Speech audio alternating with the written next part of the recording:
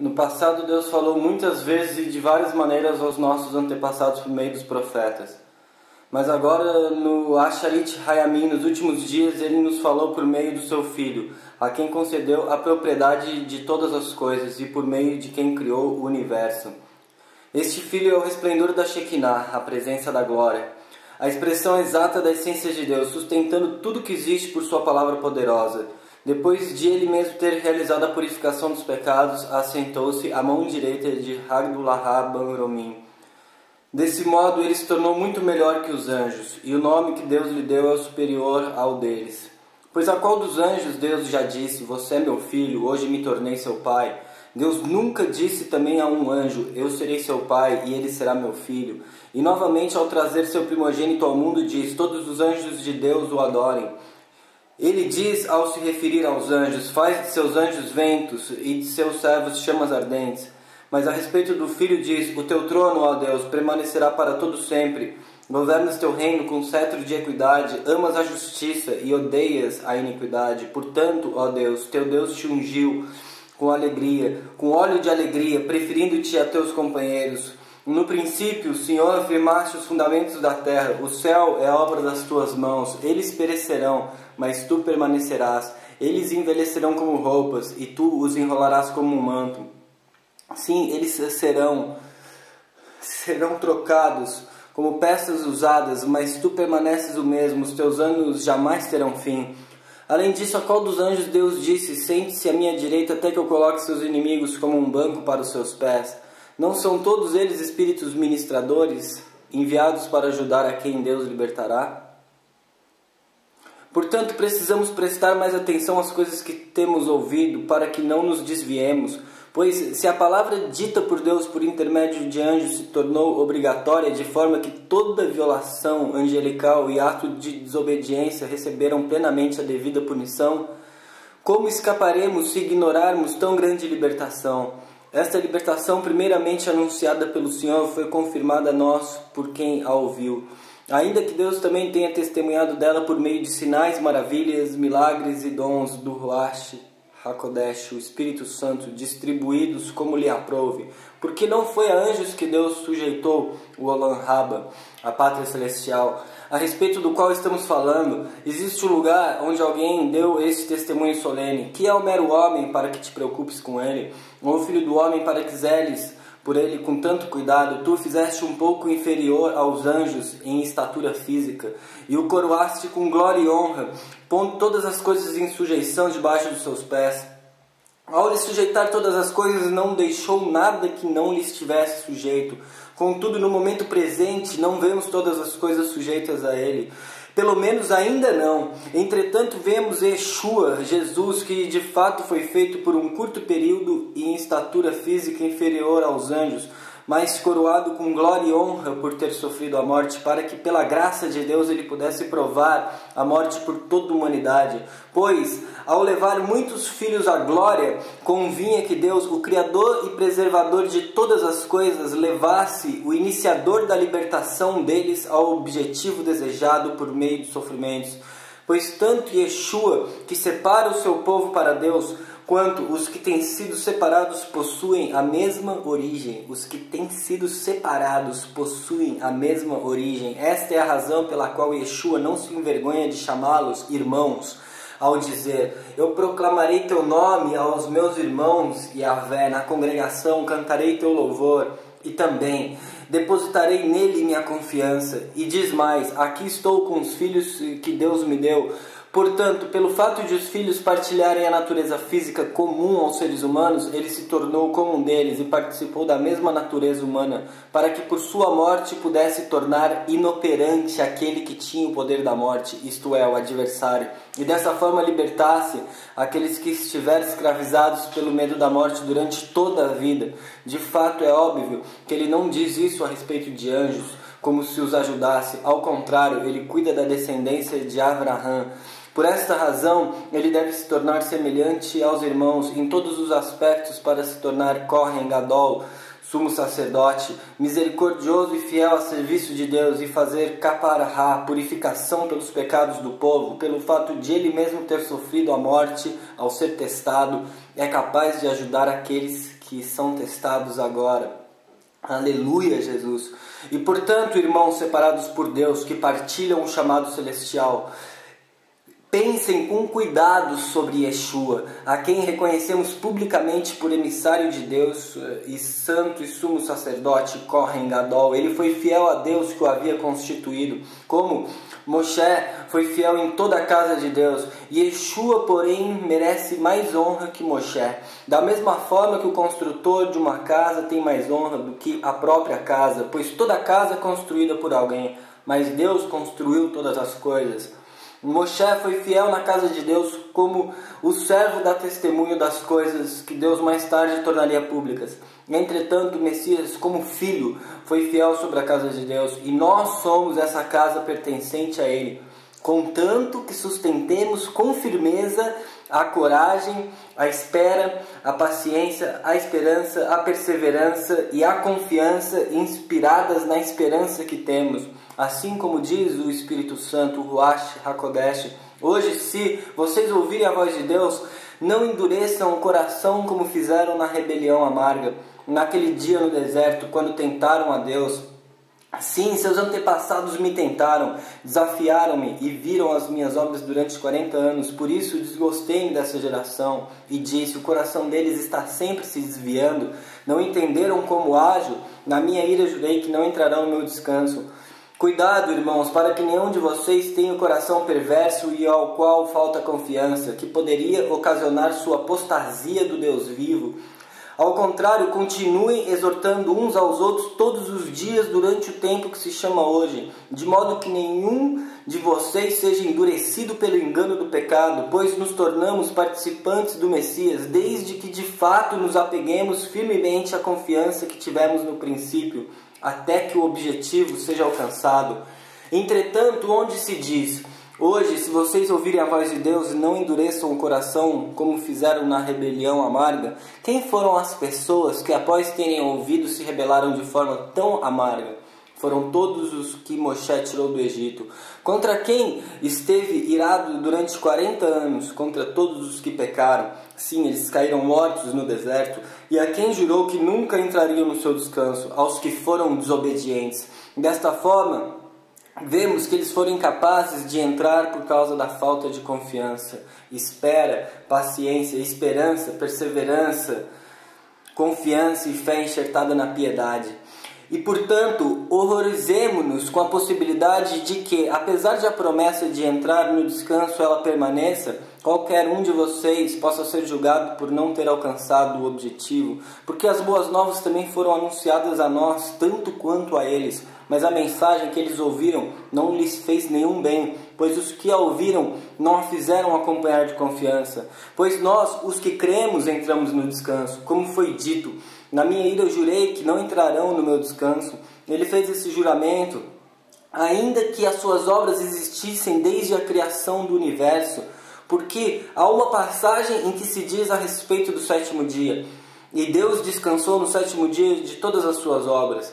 E outra vez, nosso texto diz, não entrarão no meu descanso. Portanto, como falta a entrada de alguns nele, e os que receberam anteriormente as boas novas não entraram, ele estabeleceu outra vez um certo dia, hoje, agora, dizendo por intermédio de Davi no texto já citado, hoje, se vocês ouvirem a voz de Deus, não endureçam o coração. Porque se Josué lhes tivesse dado descanso ao entrar na terra prometida, Deus não teria falado posteriormente sobre outro dia. Desta forma, permanece uma guarda do Shabat para o povo de Deus, pois quem entrou no descanso de Deus também descansou de suas obras, como Deus fez com as dele, até Deus descansou. Portanto, façamos o melhor para entrar nesse descanso, para que ninguém falhe por causa do mesmo tipo de desobediência. Considere que a palavra de Deus é viva, ela está atuante e é mais afiada que qualquer espada de 2 gumes. Corta até o ponto de junção da alma com o espírito, juntas e medulas, e julga as reflexões internas e intenções do coração. Nenhuma criatura está encoberta aos olhos de Deus, tudo está patente e exposto aos olhos daquele a quem devemos de prestar contas. Portanto, pelo fato de termos um sumo e santo sacerdote, um Kohen Gadol, que entrou no mais altos céus, acima dos mais altos céus, Yeshua, o Filho de Deus, mantenhamos com firmeza o que reconhecemos por verdade. Porque não temos um Kohen Gadol incapaz de se compadecer de nossas fraquezas. Ele mesmo foi tentado em todas as áreas, como nós, com a diferença de que nunca pecou. Assim, que nos aproximemos confiantes do trono, a partir do qual Deus concede a sua graça. Chegamos confiantes no trono, a partir do qual Deus concede a sua graça para recebermos misericórdia e encontrarmos graça no momento de necessidade, que é todo o nosso hoje. E todo Kohen Gadol é escolhido entre os homens designados para representar o povo nas questões relacionadas a Deus, para apresentar ofertas e sacrifícios pelos pecados. Ele pode lidar com gentileza em relação aos ignorantes e aos que se desviam, porque ele próprio está sujeito à fraqueza. Também por causa dela precisa oferecer sacrifícios pelos seus próprios pecados. Esses são os sacerdotes do sacerdócio levítico. Ofereciam sacrifícios pelos próprios pecados, porque Jesus não tinha pecado, bem como pelos pecados do povo. Ninguém toma essa honra para si mesmo, mas deve ser chamado por Deus, como o foi Arão. Tampouco o Messias gloriou-se a si mesmo para se tornar Kohen Gadol, santo e sumo sacerdote. Em vez disso, foi aquele que lhe disse: você é meu filho, hoje eu me tornei seu pai. E também diz em outro lugar: você é um Kohen. Kohen significa sacerdote. Você é um Kohen para sempre, comparável a Melquisedeque. Durante a vida de Yeshua na terra, ele ofereceu orações e súplicas, clamando e derramando lágrimas, aquele que tinha e tem o poder de livrá-lo da morte. Ele foi ouvido por causa de sua piedade. Embora fosse o filho, aprendeu a obedecer, aprendizado e obediência, por meio dos sofrimentos, e depois de ter alcançado seu alvo, tornou-se a fonte da libertação eterna para todos os que lhe obedecem. A fonte da libertação eterna para todos os que lhe obedecem. E tendo sido designado por Deus, Kohen Gadol comparável a Melquisedeque. Nós temos muitas coisas a dizer sobre esse assunto, mas será difícil explicá-las, porque vocês se tornaram vagarosos para aprender, embora já devessem ser mestres pelo tempo decorrido. Necessitam, na verdade, de que alguém lhes ensine novamente os fundamentos da palavra de Deus. Vocês precisam de leite, não de alimento sólido. Quem bebe leite ainda é criança e não tem experiência na aplicação da palavra acerca da justiça. Busquemos experiência na aplicação da palavra acerca da justiça. Contudo, o alimento sólido é para os maduros. Prossigamos em buscar e alcançar a maturidade, para aqueles cujas habilidades foram exercitadas pelo exercício constante, a fim de distinguir o bem do mal. E, portanto, deixando as lições iniciais a respeito do Messias, nós continuamos a gerar e prosseguir para a maturidade, sem lançar novamente o princípio fundamental do abandono das obras que conduzem à morte, da confiança em Deus, da instrução acerca de lavagens, smikha, da ressurreição dos mortos e da punição eterna. E se Deus quiser, é isto que faremos. Com relação às pessoas que foram uma vez iluminadas e provaram o dom celestial e tornaram-se participantes do Espírito Santo, o Ruach HaKodesh, e experimentaram a bondade da palavra de Deus e os poderes da pátria celestial, o Olam Haba, e caíram, é impossível renová-las para que abandonem o pecado, enquanto para si mesmas continuam a executar o Filho de Deus na estaca, na cruz, desonrando-o publicamente. Por quê? A terra que absorve chuvas frequentemente e dá colheita boa e beneficente àqueles que a cultivam, recebe uma bênção de Deus. Mas se ela continuar produzindo espinhos e ervas daninhas, falha no teste e está a ponto de ser amaldiçoada, por fim será queimada. Ainda que falemos dessa forma, queridos amigos, estamos confiantes de que vocês têm as coisas melhores que acompanham a libertação, porque Deus não é injusto para se esquecer do trabalho e do amor que demonstram por Ele no serviço que fazem a favor do seu povo e também no serviço atual e presente. Entretanto, queremos que cada um de vocês mantenha a mesma diligência até o fim, quando a sua esperança for concretizar a esperança, de modo que não se tornem indolentes, mas sejam imitadores daqueles que, mediante paciência e confiança, recebem o que lhe foi prometido. Quando Deus fez a sua promessa a Abraão, jurou cumprir o que prometera. E por não ter ninguém maior do que ele mesmo por quem pudesse jurar, Deus jurou por si mesmo e disse: certamente abençoarei você, e com certeza lhe darei muitos descendentes. E assim, depois de esperar pacientemente, Abraão viu a promessa cumprida. Os homens juram por alguém superior a si mesmo. E a confirmação de um juramento põe fim a toda disputa. Portanto, quando Deus quis demonstrar da forma mais convincente o caráter imutável, um caráter que não muda, de suas intenções relativas a quem deveria receber o que ele prometera, adicionou um juramento à promessa, de modo que, mediante duas coisas imutáveis nas quais Deus não poderia mentir, nós que abandonamos tudo para nos firmarmos na esperança apresentada, fôssemos fortemente encorajados. Abandonamos tudo para nos firmarmos na esperança apresentada, fôssemos fortemente encorajados. E temos esta esperança como uma âncora certa e segura para nós mesmos, uma esperança que segue diretamente para o que estava no interior da purificação, onde o intercessor Jesus entrou a nosso favor, isto é, Yeshua, que se tornou um Kohen Hagadol para sempre, comparável a Malquisedeque. Este Malquisedeque, rei de Salém, e Kohen do Deus Raelion, encontrou-se com Abraão quando este voltava da matança dos reis e o abençoou.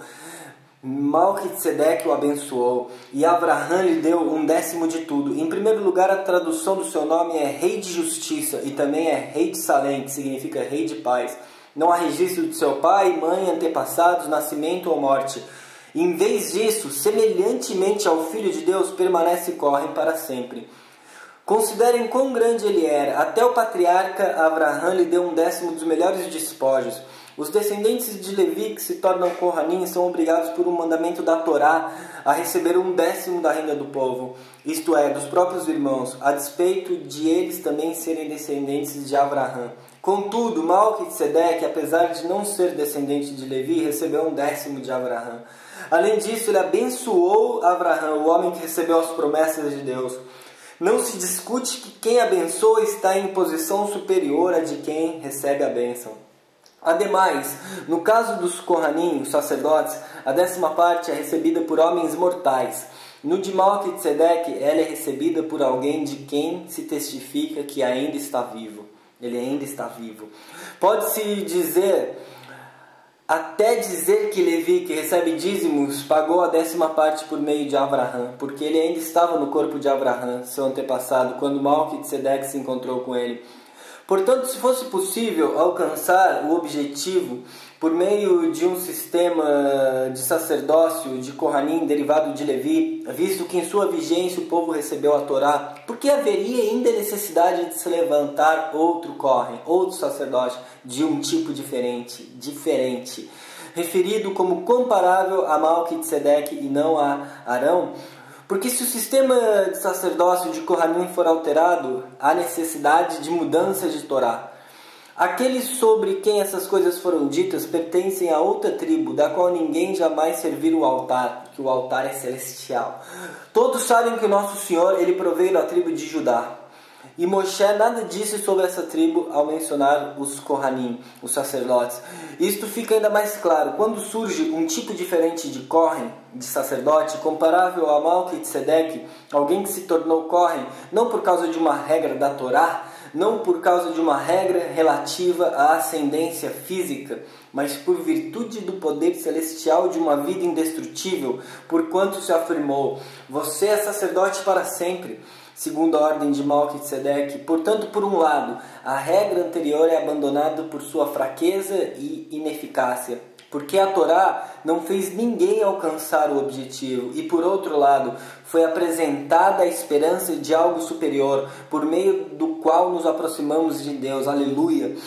E mais que isso, Deus fez um juramento. Nenhum juramento é feito em relação aos que se tornam sacerdotes agora, no sacerdócio levítico. Yeshua, porém, tornou-se Kohen pelo juramento pronunciado por Deus, ao dizer: Yahvé jurou e não mudará de ideia, você é Kohen para sempre. Isto mostra também quão superior é a aliança da qual Yeshua se tornou fiador. Os Kohanim, os sacerdotes da atualidade, do sacerdócio levítico existem em grande profusão, porque a morte os impede de continuar o ofício. No entanto, pelo fato de Jesus viver para sempre, sua posição de sacerdote não é passada a nenhum outro. Consequentemente, ele é capaz de libertar de forma total quem se aproxima de Deus por seu intermédio, porque vive para sempre e é, portanto, capaz para sempre de interceder a favor deles. Consequentemente, ele é capaz de libertar de forma total quem se aproxima de Deus por seu intermédio, porque vive para sempre e é, portanto, capaz para sempre de interceder a favor deles. Esse é o tipo de santo e sumo sacerdote, de Kohen Hagadol, que supre nossa necessidade. Santos sem nenhuma ligação com o mal, sem mancha, separado dos pecadores, exaltado acima dos céus, ao contrário dos outros Kohanim Gdolim. Ele não tem a necessidade diária, como os demais, de oferecer sacrifícios, antes pelos próprios pecados pessoais e depois pelos pecados do povo, porque fez um sacrifício de uma vez por todas, quando a si mesmo se ofereceu, e Jesus não tinha pecado. A Torá constitui Kohanim Gdolim a homens que têm fraquezas, homens que têm pecados. Mas o texto que fala sobre um juramento, um texto escrito na Torá posteriormente, aponta para o Filho, que alcançou o objetivo para sempre. Aqui está o aspecto mais importante de tudo que dissemos. Nós temos um santo e sumo sacerdote como esse, um Kohen Hagadol. Ele está sentado à direita de Hagdulahá nos céus. Lá ele serve no lugar sagrado, acima do terceiro céu, isto é, na verdadeira tenda do encontro, não erigida e não feita por mãos humanas, mas pelo próprio Yahvé. Todo Kohen Gadol é designado para apresentar ofertas e sacrifícios. Por isto, este Kohen Gadol também deveria possuir algo que tivesse a oferecer. Se ele estivesse na terra, mas a todo tempo ele andou em físico, mas acima do terceiro céu, se ele estivesse na terra, nem seria Kohen, visto que já existem Kohanim que apresentam as ofertas requeridas pela Torá. Mas eles servem no que é apenas cópia e sombra do original que está nos céus. Jesus serve no original que está nos céus. Quando Moshe ia começar a erigir a tenda, Deus o advertiu: tenha o cuidado de fazer tudo conforme o padrão que lhe foi mostrado no monte. Agora, porém, a obra dada a Yeshua é muito superior à deles, assim como a aliança por ele mediada é melhor, porque esta aliança foi dada como a Torá foi dada, mas esta foi dada com base em melhores promessas. De fato, se a primeira aliança não tivesse dado espaço para a descoberta de erros, não haveria necessidade de uma segunda. Pois é Deus quem achou erro no povo ao dizer: vejam, estão chegando dias, diz Yahvé, quando estabelecerei com a casa de Israel e com a casa de Judá uma nova aliança. Ela não será como a aliança que fiz com seus pais, no dia em que os peguei pela mão e os levei para fora da terra do Egito, porque eles de sua parte não permaneceram fiéis à minha aliança. Dessa forma, eu de minha parte parei de me importar com eles, diz Yahvé. Esta é a aliança que farei com a casa de Israel depois daqueles dias, diz Yahvé. Eu porei minha nova aliança na sua mente e a escreverei em seu coração. Serei o Deus deles e eles serão meu povo. Nenhum deles ensinará qualquer outro, ou ao seu irmão dizendo: conheça a Yahvé, porque todos me conhecerão, do menor ao maior. Aleluia! Porque terei misericórdia de suas iniquidades e não me lembrarei de seus pecados. Ao usar o termo nova, tornou-se a primeira aliança antiga. E tudo que se torna antigo e passa pelo processo de envelhecimento está a caminho do desaparecimento total. Ora, a primeira aliança possuía regras relativas à adoração em um lugar sagrado aqui na terra. Uma tenda foi erigida chamada lugar sagrado. Nela estava a menorá, a mesa e o pão da proposição. Atrás da segunda paroquete estava a tenda chamada lugar especialmente sagrado, onde se encontrava o altar de ouro para a queima de incenso e a arca da aliança, totalmente revestida de ouro. Na arca estava o vaso de ouro que continha o maná, a vara de Arão que floresceu e as tábuas da aliança feitas de pedra. Acima dela estavam os querubins, que representavam a Shekinah, lançando sua sombra sobre a tampa da arca. Agora, porém, não é tempo de falar detalhadamente sobre essas coisas. Com tudo arranjado dessa forma, os sacerdotes, os Kohanim, entram na tenda exterior todo o tempo para exercer suas funções, mas apenas o sumo sacerdote, o Kohen Hagadol, entra na tenda interior. Ele o apenas faz uma vez por ano e deve sempre levar sangue, o qual oferece por si mesmo e pelos pecados que o povo cometeu por ignorância. E por esse arranjo, o Espírito Santo, o Ruach HaKodesh, mostrou que enquanto a primeira tenda estivesse em pé, o caminho para o lugar sagrado permanecia fechado. Isso simboliza a era presente e indica que a consciência da pessoa que desempenha o serviço não pode ser alcançada pelas ofertas e sacrifícios realizados pelas obras das mãos humanas, porque essas práticas envolviam apenas comidas, bebidas e diversos tipos de lavagens cerimoniais, regras concernentes a uma vida exterior, imposta até o tempo em que Deus reformulasse toda a estrutura interior. Quando o Messias apareceu como santo sumo sacerdote, Kohen Gadol das coisas boas que já estão acontecendo, então por meio da tenda maior e perfeita, celestial, não criada pelos homens, isto é, não pertence a este mundo criado, ele entrou no lugar sagrado de uma vez por todas. Ele fez isso, ele o fez, não por meio do sangue de bodes e de bezerros, mas pelo próprio sangue, libertando dessa forma o seu povo para sempre. Se a aspersão de pessoas cerimonialmente impuras, com o sangue de bodes e de touros e as cinzas de uma novilha, restauravam-lhes a pureza exterior, quanto mais o sangue do Messias, que pelo Espírito Eterno se ofereceu a Deus como um sacrifício imaculado, purificará nossa consciência e nos livrará das obras que conduzem à morte, para que possamos viver e servir ao Deus vivo. E por causa desta morte, Ele é o mediador de uma nova aliança, ou Novo Testamento, visto que sua morte liberta as pessoas das iniquidades cometidas sobre a primeira aliança. Os que têm sido chamados podem receber a prometida herança eterna. No caso de um testamento, é necessário que se apresente evidência da morte do testador, de quem o fez, porque o testamento só entra em vigor, só tem efeito no caso de morte. Ele jamais vigora enquanto a pessoa que o fez está viva. Por isso que Jesus teve que morrer e ressuscitou e nos salvou e salvará. Esta é a razão pela qual a primeira aliança também foi inaugurada com o sangue, porque no caso de um testamento é necessário que se apresente evidência da morte de quem o fez, porque o testamento só tem efeito no caso de morte, ele jamais vigora enquanto a pessoa que o fez está viva. Esta é a razão pela qual a primeira aliança também foi inaugurada com sangue. Depois de Moisés ter anunciado cada mandamento da Torá a todo o povo, ele pegou sangue de bezerros, água e usou lã escarlata e isopo para aspergir o rolo e todo o povo, dizendo: este é o sangue da aliança que Deus lhes ordenou. Da mesma forma aspergiu com o sangue a tenda e todos os utensílios de cerimônias. Pois, segundo a Torá, quase todas as coisas são purificadas com sangue. De fato, sem derramamento de sangue não há perdão de pecado. Portanto, essa é a razão pela qual as cópias das coisas celestiais deveriam ser purificadas. Mas as próprias coisas celestiais, o terceiro céu, o segundo e o primeiro e os céus dos céus, requerem sacrifícios superiores a esses. Porque o Messias entrou no lugar sagrado, que não foi feito por seres humanos, mera cópia do verdadeiro. Ele entrou no próprio céu para se apresentar agora a nosso favor na presença de Deus, para purificar a eternidade, tudo que existe. Além disso, ele não entrou no céu para oferecer a si mesmo várias vezes, repetidamente, como o Kohen Gadol, que entra no lugar sagrado ano após ano com sangue alheio, fazia. Se assim fosse, ele teria de sofrer a morte muitas vezes desde a fundação do universo, mas agora ele apareceu uma vez no fim dos tempos, a fim de eliminar o pecado mediante o sacrifício de si mesmo.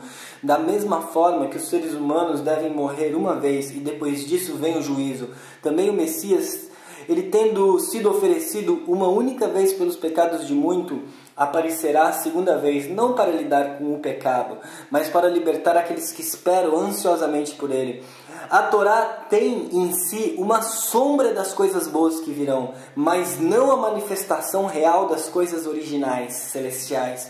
Portanto, ela nunca pôde, mediante os mesmos sacrifícios repetidos incessantemente, ano após ano, conduzir ao objetivo quem se aproxima do lugar sagrado para oferecê-los. De outra forma, não teria cessado a oferta desses sacrifícios se as pessoas que realizavam o sacrifício tivessem sido purificadas de uma vez por todas.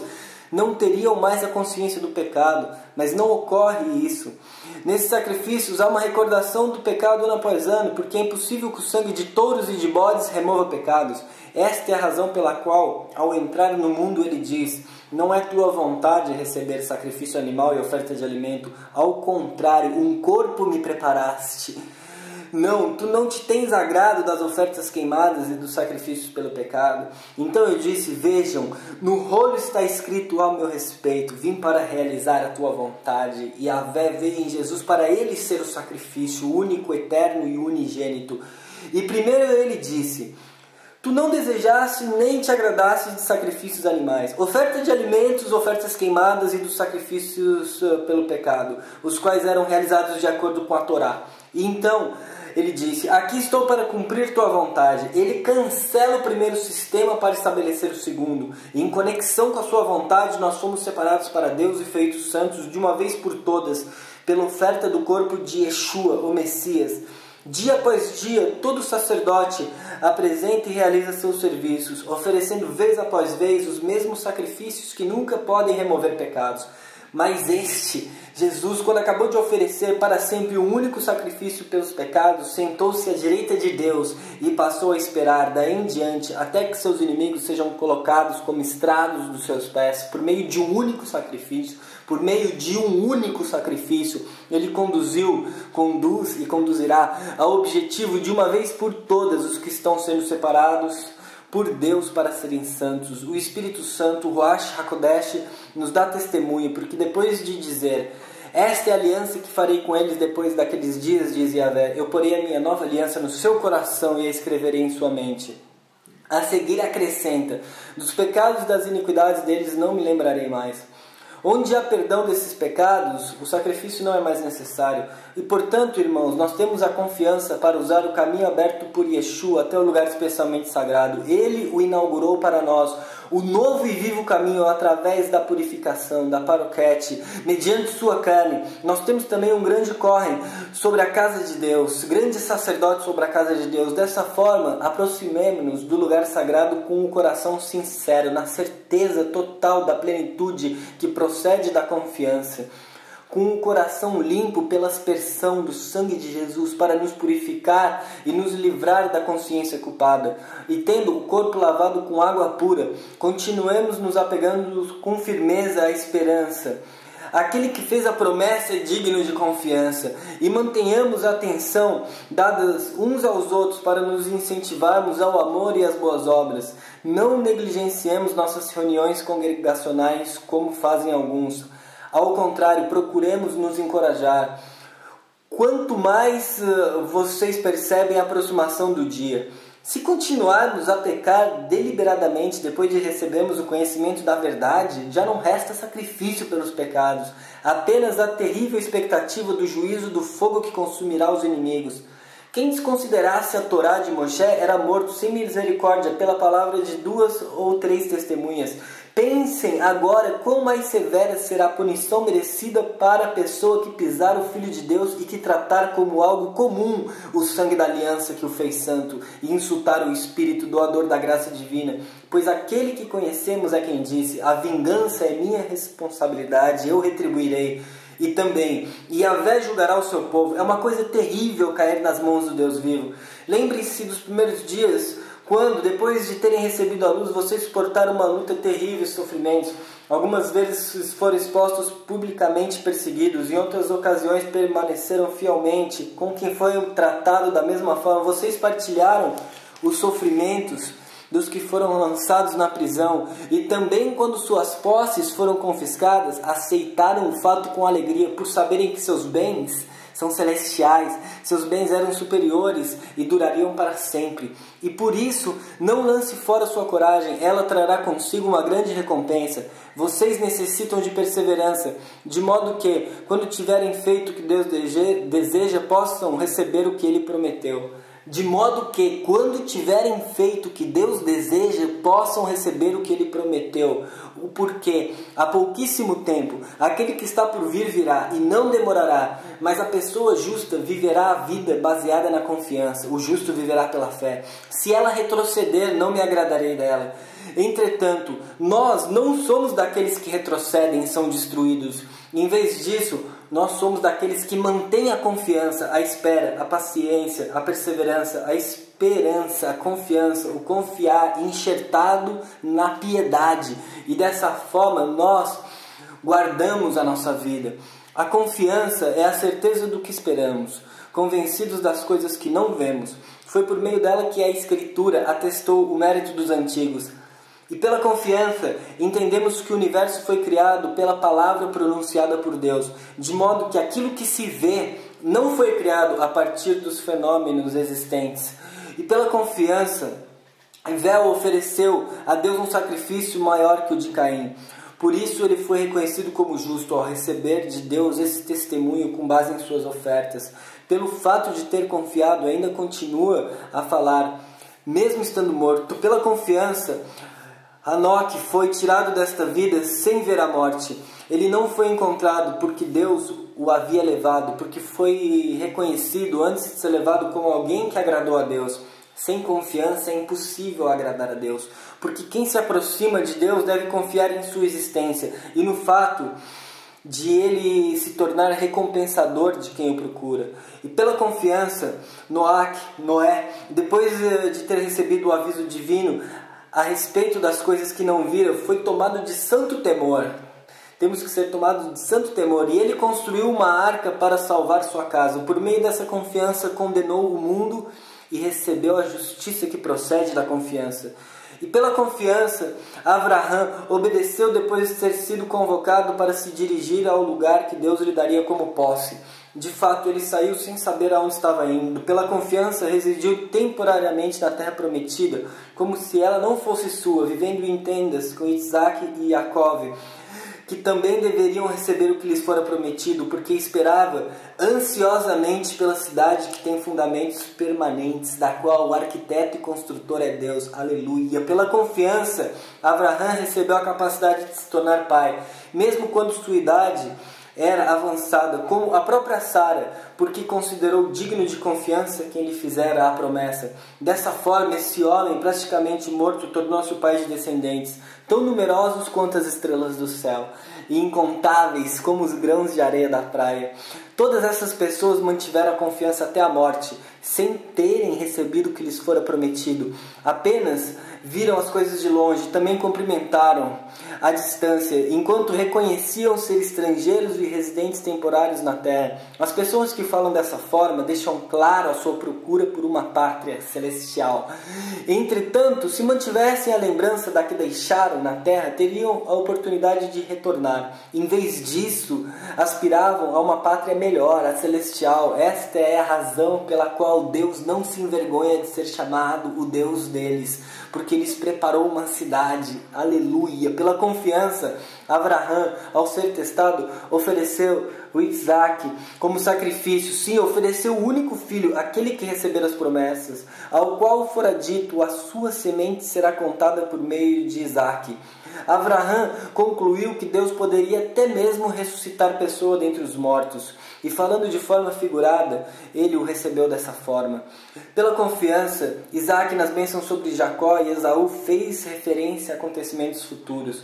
Pela confiança, Jacó, à beira da morte, abençoou cada um dos filhos de José, apoiado no cajado, enquanto se curvou em oração. E pela confiança, José, no fim da vida, lembrou-se do êxodo do povo de Israel e deu instruções sobre o que fazer com seus ossos. E pela confiança, os pais de Moisés esconderam durante um tempo oportuno depois do seu nascimento, por terem visto que ele era uma criança bonita. Não temeram o decreto do rei.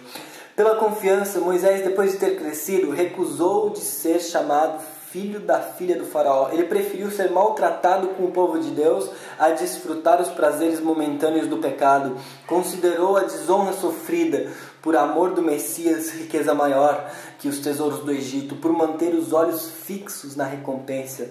E pela confiança saiu do Egito, não temendo a ira do rei, e perseverou como quem vê o invisível. Pela confiança nós vemos o invisível. E pela confiança obedeceu às exigências para Pesaque, incluindo a aspersão do sangue, para que o destruidor dos primogênitos não tocasse nos filhos de Israel. E pela confiança o povo atravessou o mar vermelho como em terra seca. Quando os egípcios tentaram fazer o mesmo, o mar os engoliu. Pela confiança caíram os muros de Jericó, depois de o povo ter marchado em volta deles durante 7 dias. Pela confiança, Rachave, a prostituta, recebeu os espiões, e por isso não morreu com todos os outros que haviam sido desobedientes. Que mais direi? Não tenho tempo para falar de Gideão, Baraque, Xinchon, Ristaf, Davi, Shmuel e dos profetas, os quais pela confiança conquistaram reinos, praticaram a justiça, receberam o que foi prometido, fecharam a boca de leões, apagaram o poder do fogo estranho, escaparam do fio da espada, tiveram a fraqueza transformada em força, tornaram-se poderosos na batalha, puseram em fuga exércitos de estrangeiros. Mulheres receberam de volta os seus mortos ressuscitados. Outras pessoas foram submetidas a torturas, espancadas até a morte, recusando-se a serem resgatadas a fim de obterem melhor ressurreição. Outros enfrentaram zombaria e açoites. Outros ainda foram acorrentados e aprisionados, apedrejados, cerrados ao meio, mortos à espada. Andaram errantes, vestidos de pele de ovelhas e de cabras, necessitados, perseguidos, maltratados, errantes em desertos e montanhas, vivendo em cavernas e buracos no chão. O mundo não era digno deles, o mundo não é digno de nós.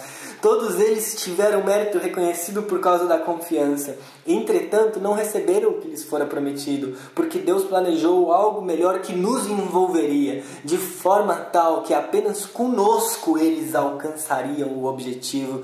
E, portanto, pelo fato de estarmos cercados por uma nuvem tão grande de testemunhas, ponhamos de lado qualquer impedimento, isto é, o pecado, que facilmente impede nosso avanço, e corramos com perseverança a corrida que nos é proposta, contemplando o autor e consumador da nossa confiança, Yeshua, que em troca da obtenção da alegria que lhe foi proposta, suportou a execução em uma estaca como um criminoso, desprezando a vergonha, e se sentou à direita do trono de Deus. Sim, pensem naquele que suportou tamanha hostilidade dos pecadores contra si mesmo, para que vocês não se cansem nem fiquem desanimados. Vocês ainda não resistiram a ponto de derramar o sangue na luta contra o pecado. E também se esqueceram do conselho que lhes foi dado como filhos. Meu filho, não despreze a disciplina de Yahvé, nem desanime quando ele o corrigir, porque Yahvé disciplina quem ele ama, e ele corrige todo aquele que aceita como filho. Considerem as provações como disciplina. Deus os trata como filhos. Qual filho não é disciplinado por seu pai? Todos os filhos legítimos passam por disciplina. Então, se não passarem por ela, provavelmente são bastardos e não filhos legítimos. Além disso, tivemos pais que nos disciplinaram e nós os respeitamos. Quanto mais devemos nos submeter ao Pai espiritual e vivemos, porque eles nos disciplinaram por curto período, da melhor forma que podiam. Deus, porém, nos disciplina a fim de nos oferecer benefícios genuínos e nos habilitar a participarmos de sua santidade. Qualquer disciplina, enquanto é aplicada, parece dolorosa e nada alegre. Entretanto, para os que foram exercitados e aperfeiçoados por ela, o fruto posterior é pacífico, a justiça. Portanto, fortaleçam os braços debilitados e enrijeçam os joelhos cambaleantes, e façam um caminho reto para os seus pés, para que o manco não se desvie, antes sejam curados. Esforcem-se pela manutenção da paz, a manutenção da shalom, com todos, e pela santidade, sem a qual ninguém verá o Senhor. Cuidem que ninguém se perca da graça de Deus, para que nenhuma raiz de amargura brote, cause dificuldade e contamine a muitos. Que não haja ninguém sexualmente imoral, ou profano, ou ímpio, como Esaú, que em troca de uma única refeição abriu mão dos direitos de filho primogênito. Vocês sabem certamente que mais tarde, quando ele quis obter a bênção do pai, foi rejeitado. De fato, mesmo tendo buscado a bênção com lágrimas, a mudança de seu coração de nada valeu. Vocês não chegaram ao monte palpável, ao fogo aceso, à escuridão, às trevas, nem ao remoinho, ao som do chofar e à voz com palavras tais que fizeram seus ouvintes implorar que nada mais lhes fosse comunicado, porque não conseguiam suportar o que lhe estava sendo ordenado. Mesmo que um animal toque neste monte, ele deve ser apedrejado até a morte. A antiga aliança é isto. A vista era tão aterradora que Moisés disse: estou tremendo de medo. Ao invés disso, vocês chegaram ao Monte de Sião, a nova aliança, isto é, a cidade do Deus vivo, a Jerusalém celestial, as miríades de anjos em assembleia festiva, a comunidade dos primogênitos cujos nomes estão registrados nos céus, ao juiz que é Deus de todos, ao espírito dos justos que alcançaram seu objetivo, ao mediador de uma nova aliança, Yeshua, e ao sangue aspergido, que fala melhor do que o sangue de Abel. Cuidado para não rejeitarem aquele que fala. Se não escaparam aqueles que se recusaram a ouvir quem os advertia na terra da parte de Deus, o que diremos a nosso respeito se nos desviarmos daquele que nos adverte desde o céu? Mesmo naquela época sua voz abalou a terra. Agora, entretanto, ele fez essa promessa: mais uma vez abalarei não apenas a terra, mas também os céus. Os céus serão abalados. A expressão mais uma vez indica a remoção do que foi abalado pelo fato de serem coisas criadas, de forma que o que não foi abalado permaneça. Portanto, por termos recebido um reino inabalável, sejamos agradecidos e ofereçamos a Deus um culto que lhe seja agradável, com reverência e temor, porque de fato nosso Deus é fogo consumidor. Continuem na amizade fraterna, não se esqueçam de serem amigáveis para com os de fora, porque procedendo dessa forma, algumas pessoas, sem o saber, receberam anjos. Lembre-se dos que estão sendo maltratados na prisão, como se vocês estivessem lá com eles e fossem pessoalmente torturados. O casamento é honorável em todos os aspectos e, em particular, o sexo entre os cônjuges é puro. Deus, sem sombra de dúvida, punirá os fornicadores, os devassos e os adúlteros. Mantenham sua vida livre do amor ao dinheiro. Contentem-se com o que vocês têm, porque Deus mesmo disse: nunca faltarei a você, nunca o abandonarei. Por essa razão podemos dizer com confiança: Yahvé é meu auxílio, não temerei. O que me pode fazer o ser humano? Lembrem-se dos seus líderes, daqueles que lhes transmitiram a mensagem revelada de Deus. Reflitam sobre o resultado do estilo da vida deles e imitem a sua confiança. Yeshua, o Messias, é o mesmo, ontem, hoje e para sempre. Não se deixem levar pelos diversos ensinos estranhos. É bom para o coração ser fortalecido pela graça e não por comida. As pessoas que fazem dessas coisas o centro de sua vida não têm sido beneficiadas. Não tem se beneficiado delas. Nós temos um altar do qual aqueles que servem na tenda não têm permissão de comer, pois o Kohen Hagadol leva o sangue de animais até o lugar especialmente sagrado como oferta pelo pecado, mas os corpos dos animais são queimados fora do acampamento. Da mesma forma, portanto, Yeshua também sofreu a morte fora do portão da cidade para santificar as pessoas por meio do seu sangue. Assim, saiamos ao encontro dele fora do acampamento e partilhemos de sua desonra, porque não temos aqui nenhuma cidade permanente. Pelo contrário, buscamos a que há de vir. Por meio dele, ofereçamos a Deus um sacrifício de louvor continuamente, porque este é o fruto de lábios que confessam o seu nome. Não se esqueçam de fazer o bem e de partilhar com os outros, porque de tais sacrifícios Deus se agrada. Obedeçam aos seus líderes e se submetam a eles, porque eles cuidam da vida de vocês como quem devem prestar contas. Portanto, tornem sua tarefa uma alegria e não um sofrimento, porque isso não lhes trará nenhum proveito. Continuem orando por nós, porque estamos certos de ter a consciência limpa e desejamos nos conduzir da forma apropriada em tudo que fazemos. Particularmente peço-lhes que o façam para que eu seja devolvido a vocês em breve. O Deus de Shalom, o Deus de paz, Ele trouxe de volta dentre os mortos o grande pastor das ovelhas, nosso Senhor Jesus, Yeshua, pelo sangue de uma aliança eterna. Que Deus lhes conceda todo o bem necessário para realizarem sua vontade e que Ele faça de nós o que lhe agradar mediante Jesus, o Messias. A Ele seja a glória para todo sempre. Assim está realizado. Eu peço-lhes, irmãos, que suportem minha mensagem de exortação, porque eu lhes escrevi resumidamente. Saibam que nosso irmão Timóteo foi libertado. Se ele chegar logo, eu o levarei comigo quando for ver vocês. Cumprimentem todos os líderes e todo o povo de Deus. Os da Itália lhe enviam saudações. A graça seja com todos vocês.